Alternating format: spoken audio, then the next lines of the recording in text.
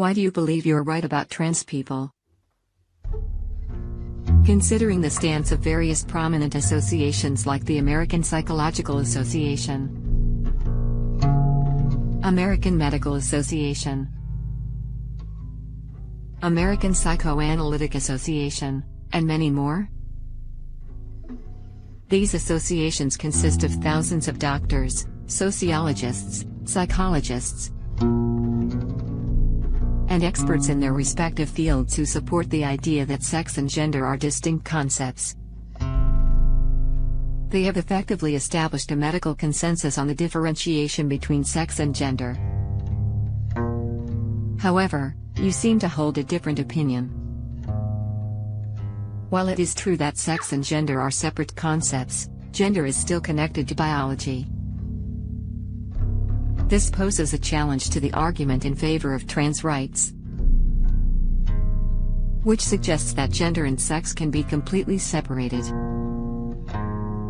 If they were entirely separable, identifying individuals based on their subjective gender would hold no relevance to their biological sex. Terms like male and female are rooted in biology, so using them to describe one's self-perception of maleness or femaleness can be seen as a peculiar way to determine someone's gender. Allow me to pose a question that my friend Matt Walsh often raises. How do you define a woman without using the term woman? This inquiry aims to challenge the argument that gender identity can be detached from the concept of being a man or a woman. I must point out that your response seems to involve a logical fallacy known as a red herring. By asking me a question unrelated to the main discussion, you divert attention from the original point. Nevertheless, I agree with you that gender, which encompasses femininity or masculinity, can differ from pure biological traits of male or female. However, acknowledging the existence of an effeminate male does not imply that such an individual is now. Transgenderism asserts that if someone believes they are a woman or a man, they are indeed one. However, I hold a different perspective. There are objective criteria to determine whether someone is biologically male or female. While there may be a spectrum regarding femininity and masculinity, it does not negate the fundamental sexual dichotomy that underlies human reproduction. You claim that the medical associations I mentioned do not support the idea that gender has a biological basis. This assertion is inaccurate. These associations do recognize the connection between gender and biology.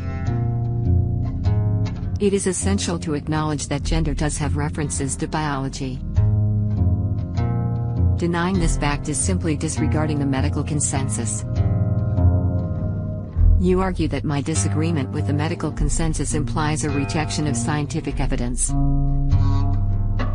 However, I contest the false medical consensus that is influenced by politically motivated doctors.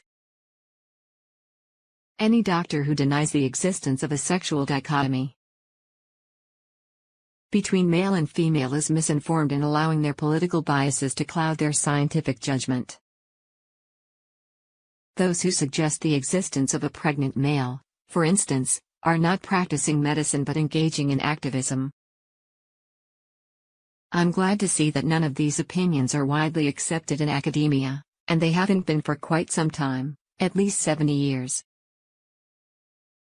However, it's puzzling to claim that they were accepted until recently.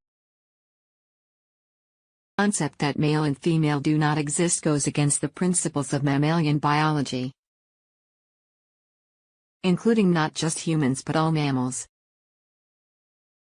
So, how does this idea apply to walruses or bears? Does gender and sex differ in these species as well? When we examine mammalian reproduction, we find that it is based on the fundamental sexual dichotomy between male and female.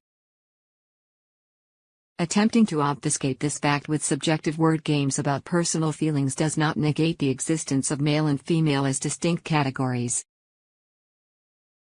If we try to define male and female solely based on subjective criteria that lack any objective measurement other than one's current feelings, I question whether this approach is truly scientific, or if it is merely a self-perception influenced by a political agenda.